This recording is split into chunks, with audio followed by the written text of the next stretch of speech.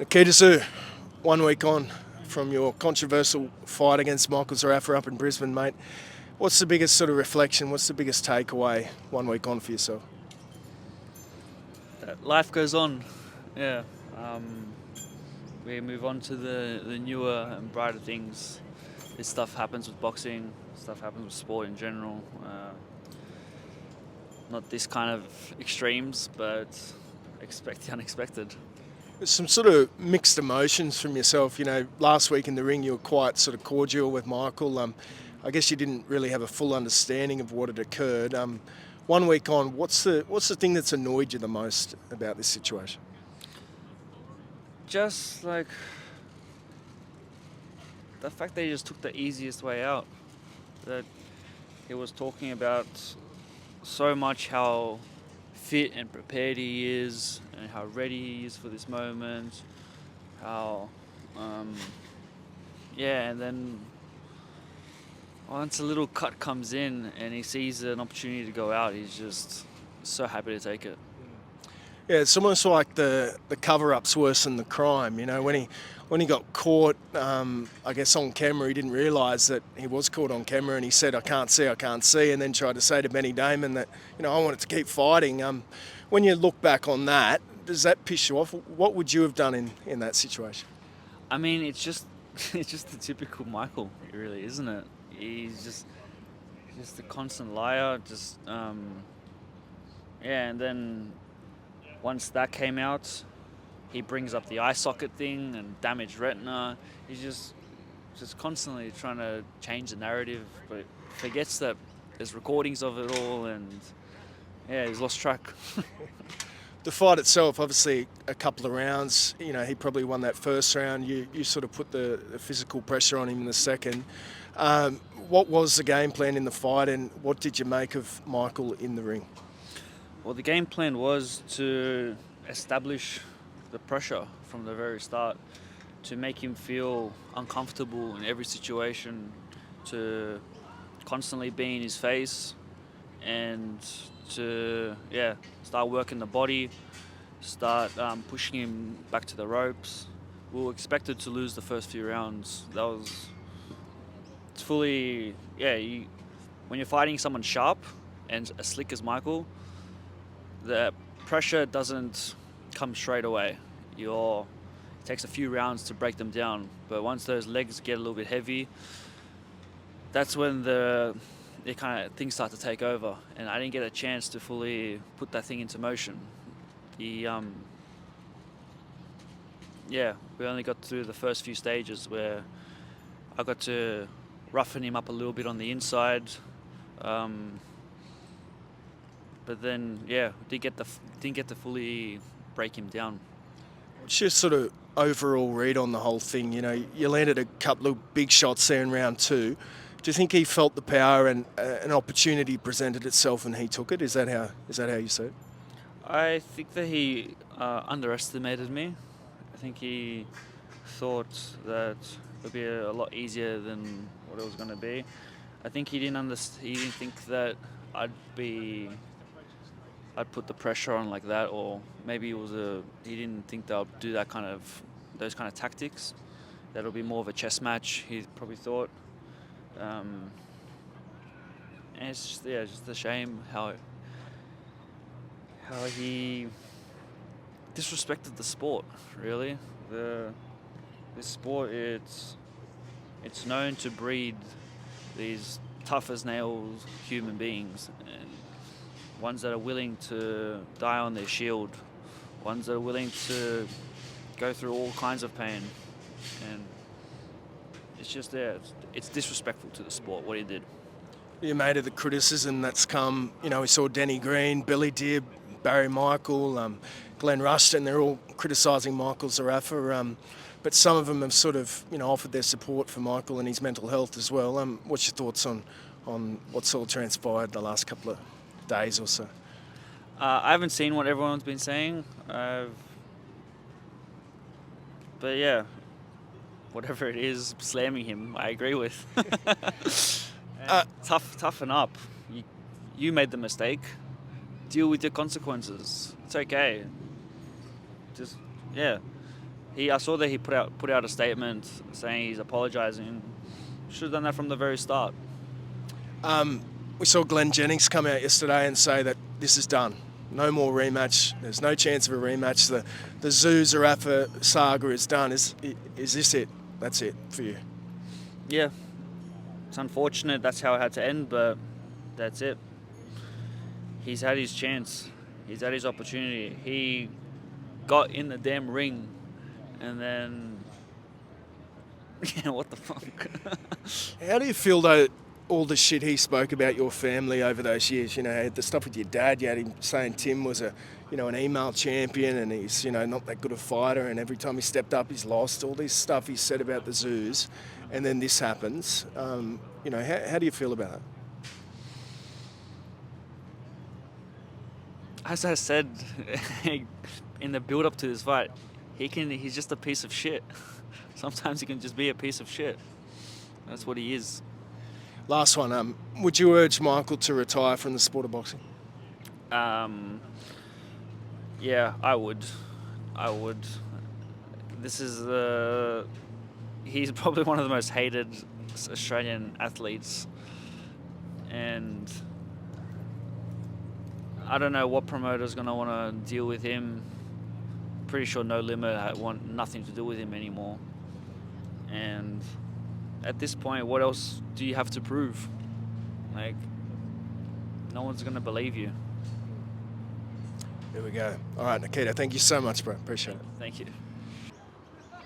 Nikita, can you just talk us through the last week, one of the most craziest nights in Australian boxing history? What's it been like for you? Well, it was a big letdown, that's for sure. A lot of work went into that, and it was just taken away. It was the biggest opportunity for me to really show myself, prove myself essentially to the world, that all the work that I've been doing in the past 2 years behind closed doors, and yeah. You feel robbed in a way of your big moment? I do, and in like a very shameful way. Everyone wants to know, it's going to be a rematch. Zerafa called for it immediately after. A week on, what's your thoughts on a rematch? I'm over it, honestly. The bridges have been broken.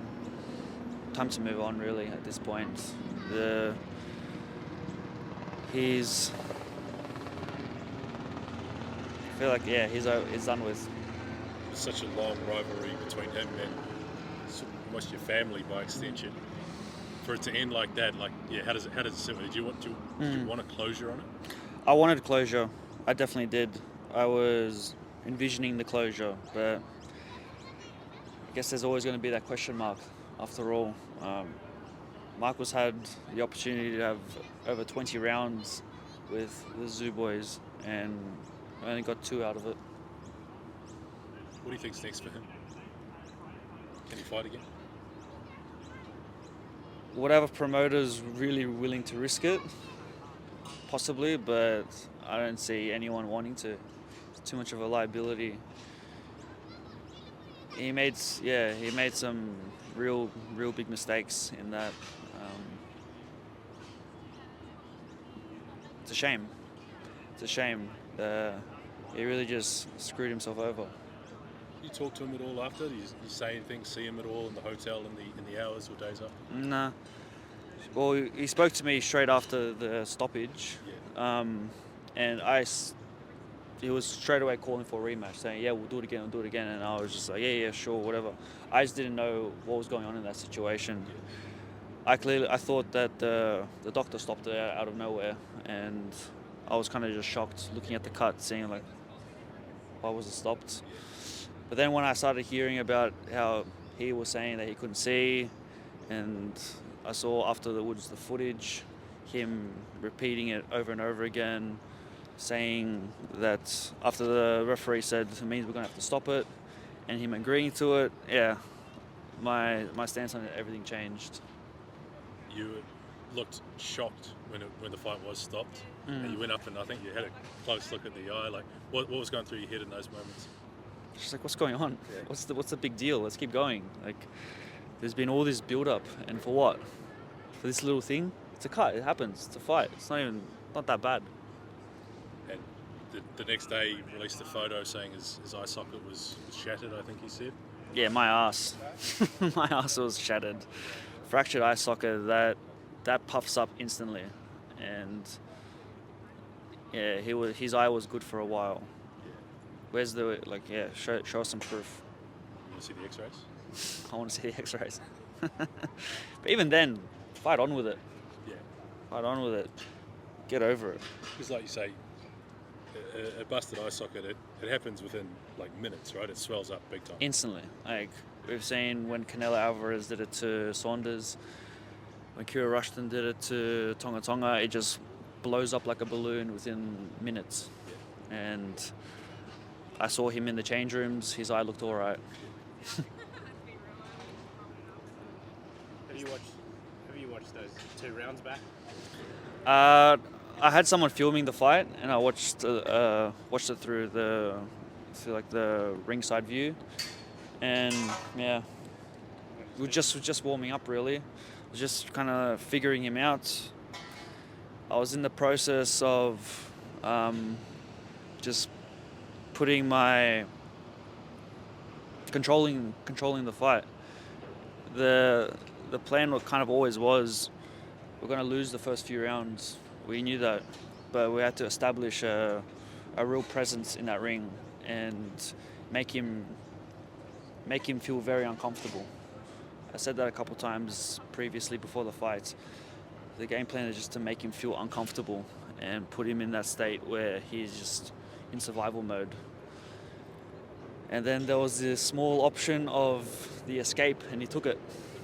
How was he in the ring, I guess, relative to your expectations? I know it was only 2 rounds, but you've probably had a long time to think about what fighting Michael Zerafa would have been like. Yeah, we were very weary of his right hand.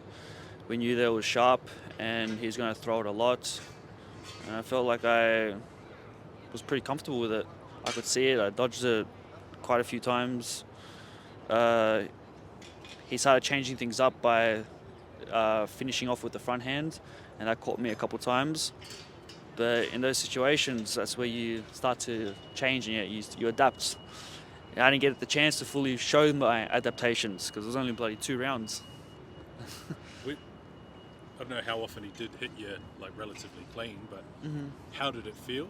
And it felt like you were able to take it and give it back at the same time. Is that how it felt in there? Yeah, well, he's a middleweight, but he doesn't really hit like a middleweight, I don't feel. I've been hit harder shots in super welterweight. Well, look, he's sharp. He's sharp with his hands. It's just everything's just a shame how it all ended. What have you thought about? What you want to do next beyond building a couch in your backyard? I guess I've spoken to Glenn. We're just planning on moving forward, getting that world ranking higher and higher to get that inevitable world title in the end. Don't have a time frame when that's going to happen, but that's what we're building towards. I'm still pretty early in my career, 11 fights, all this attention, but still not as much as experience. So we still got to play around with it and get those valuable rounds in. Because I've only done 3 rounds in the last 2 years or so. When do you want to get back in? Like you say, it's only a couple of rounds. And yeah, well, I'm fit. I'm fit as I've ever been. I'm still, I'm kind of relaxing, but I still got huskies, and they take me for runs every morning. So I'm always going to be fit. So once I do start training, it's not like I'm restarting. I've still got a good baseline. Just closing things off, would you advise Michael to retire from the sport? Honestly, I would, because at this point, you don't need to keep fighting. You don't need to keep proving yourself. He's had a great career. He's done a lot in the sport, but I just don't think he's mentally there anymore. And it's nothing to be ashamed of. It just happens. It happens with the hard fights you get into and the the kind of traumatic side of boxing. Like it's not an easy sport.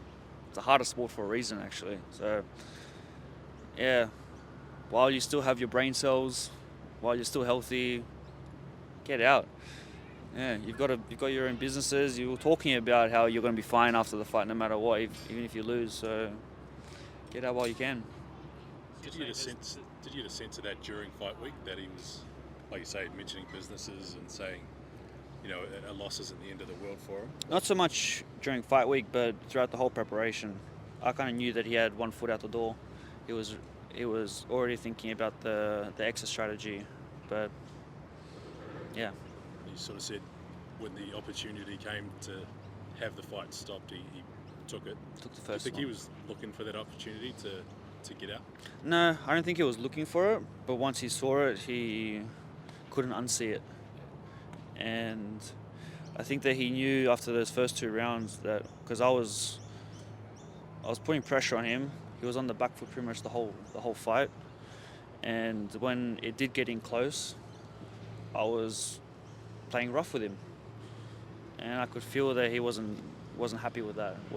He knew the kind of hard fights that he's been in, and it probably just took him back to that place, and it just probably was not worth it for him.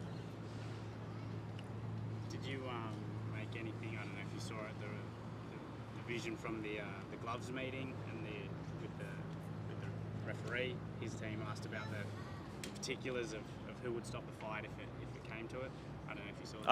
I haven't seen anything about that. Don't worry. Yeah.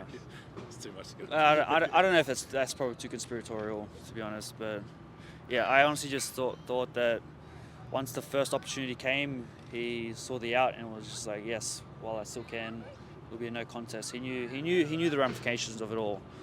He's an experienced veteran. What did you make of his statement that he's put out, and do you think he's trying to get some sympathy from the public? Which one? Oh, the one where he admits that he was wrong? No, good. That's good. He's been in denial until then, so at least he understands.